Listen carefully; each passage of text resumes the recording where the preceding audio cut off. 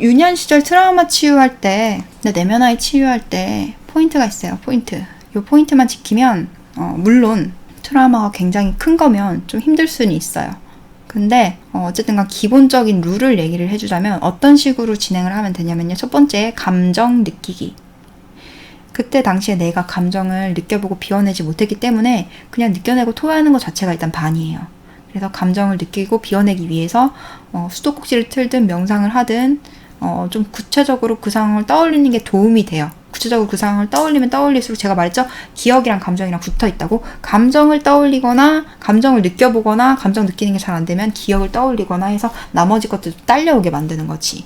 그래서 둘 중에 자기한테 편한 것들을 왔다리 갔다리 해보면서 이거 두 개를 같이 하다 보면은 둘 다 딸려 나오거나 하나가 딸려 나오면 나머지 딸려 나오거나 이런 식으로 해서 느껴질 거예요. 그걸 고조시키기 위해서 그때 그 사건을 떠올리게 하는 노래를 틀어놓을 수도 있고 아니면은 조금 무거운 파장이다 보니까 밤늦게 새벽에 하면은 낮에보다는 잘 되겠죠. 낮에 에너지랑은 좀 파장이 안 맞으니까. 또는 그 외부의 어떤 사건이 내 과거의 트라우마를 자극하면 내가 애써 이렇게 끌어올리고 느껴보지 않아도 이게 자극이 돼버리니까 그때는 정화하기 정말 쉽습니다. 그래서 제가 트라우마 정화나 이런 정화를 따로따로 이렇게 하나하나 설계해서 할 필요가 없고 외부에서 날 자극하면 그때그때 바로바로 비워내면 얼마나 좋냐고 이렇게 제가 얘기를 한 게 그게 이 뜻이에요. 이제 이런 식으로 내 감정을 느껴보고 그 느껴보는 과정에서 제가 전에 트라우마 치유를 약식으로 해줬을 텐데 이 명상을 했다는 전제하에 내 과거의 기억들을 최대한 구체적으로 떠올리고 생생하게 상상하는 게 중요한 게 아니라 생생하게 느끼는 게 가장 중요해요. 마음을 비우는 거지 눈으로 뭐 어떻게 하는 게 아니기 때문에. 근데 가끔은 사람은 시각적인 동물인지라 그때 내가 받았던 그 눈빛, 상대방의 눈빛, 그 부모님의 매서운 날 비난하는 것 같은 힐나는 눈초리를 보면 감정이 울컥 올라올 수도 있기 때문에 제가 다른 건 몰라도 눈빛은 선명하게 상상해보세요 라고 하는 게 그거예요. 타인의 감정이 눈으로 이렇게 많이 발산이 되거든요. 그래서 그런 식으로 감정을 느껴보고 이렇게 느껴보다가 계속 울고 화내거나 비워내고 나서 어느 정도 살짝 진정이 됐을 정도로 많이 비워냈다 하면은 제가 뭘 시켜요? 뒤로 한 걸음, 두 걸음, 세 걸음 물러서세요 라고 말하잖아요. 그렇게 한 걸음, 두 걸음, 세 걸음 물러서는 과정이 왜 있는 거냐면 그때 그 일을 겪었던 나는 미숙한 나예요. 내가 5살이거나 7살이거나 13살이거나 20살이거나 어쨌든 지금보다는 어린 나야. 그리고 그때는 그 감정이 너무 나한테 충격적이고 그 사건이 충격적이어서 패닉 상태인데 이걸 객관적으로 본 적이 한 번도 없어요. 객관적으로 보려고 할 때마다 자꾸 감정이 떠오르니까 여기서 감정이 드그드그 끌어오르니까. 그래서 여러분들이 지금의 시점으로, 특히 지금은 어떤 시점이에요? 저한테 미라클에서 성숙한 시야를 확보를 했고 배웠으니까 더 구체적으로 이 사건을 객관적으로 인지할 수 있게 된 지점이잖아요. 상태잖아요. 그쵸? 여러분들이 살아온 날들 중에서 가장 현명하고 가장 지혜로운 지점이에요. 지금.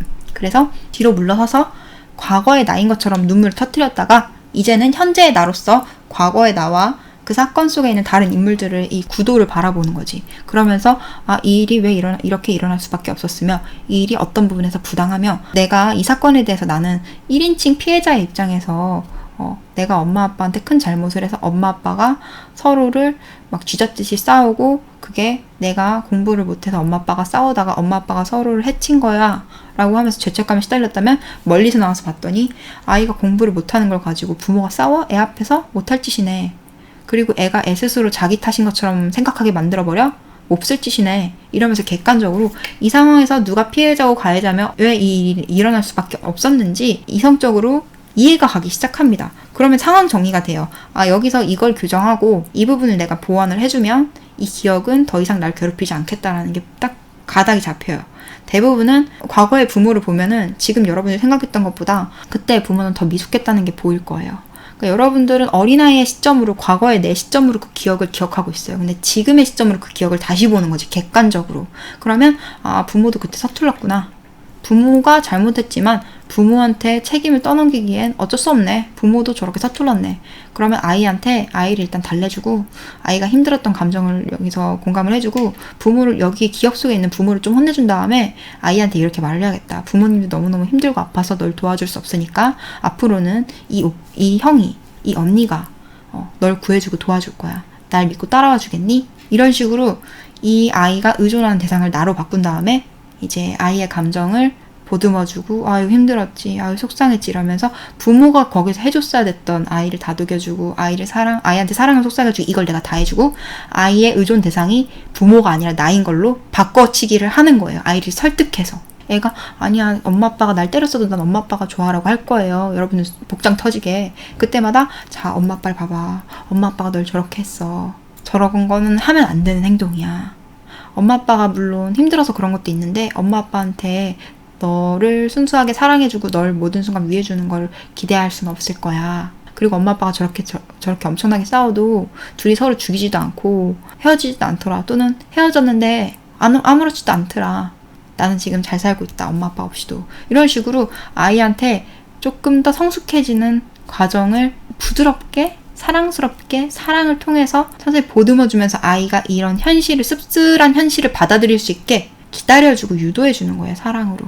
힘들었지 라고 먼저 이렇게 일단 여러분들이 1차적으로 감정을 여러분들의 심장으로 다 느껴서 다 비워낸 다음에 이제 훌쩍훌쩍 거리면서 울고 있는 아이한테 해주고 싶은 말을 해주고 아이의 기쁨을 위해서 아이가 억울했을 때 날 억울하게 만든 기억 속에 있는 사람을 훈계를 해주고 대신 현명한 어른으로서 아이의 편이 되어주고 중재를 해주고 그 기억을 교정을 해주고 그 다음에 아이한테 사랑으로 속삭여주고 아이의 의존 대상을 나로 바꿔서 이렇게 연결시키고 아이의 감정을 온전히 나머지 잔여물까지 흡수를 하면 이제 아이와 나는 하나가 돼요. 내 마음은 무거워지지만 그래도 그 이물감은 없어지고 더 이상 그런 트라우마들이 남아서 어떤 식으로든 발동이 되지 않죠.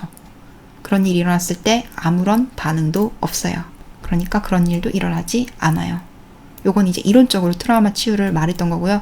여러분들 대충 이제 제가 얘기를 해서 자기의 과거를 떠올렸을 텐데 오히려 짜잘한 것들은 여러분들이 해볼만 하겠다 싶은데 좀 큼직한 것들은 엄두가 안 날 거예요. 이걸 어떻게 대체해주지? 이론으로는 이해는 가는데 어려울 것 같은데 그래서 제가 예전에 트라우마 치유를 개인 세션으로 해드렸던 거고 그래도 혼자서 할 수 있게 단계적으로 제가 이제 각종 트라우마들을 난이도별로 1등급에서 2등급에서 3등급에서 할 수 있게 수업별로 준비를 해놨으니까 그거를 하시면 될 거예요. 근데 이제 뭐 누군가의 죽음이 연루되어 있는 정도의 트라우마라던가 죽을 뻔했다던가 아니면 자기가 생명의 위협을 느꼈다던가 이런 종류의 트라우마는 굉장히 크고 아니면 부모한테 버림받을 뻔한 정도의 그러니까 큰 충격일수록 혼자 힘들 수 있는데 이제 그런 것들은 조금 아껴두셨다가 본인이 많이 성장을 해서 아이들을 다루거나 내면을 치유하는 게 베테랑이 되었을 때는 하시면은 괜찮을 거라는 거죠. 그때는 할 수 있을 거라는 거지.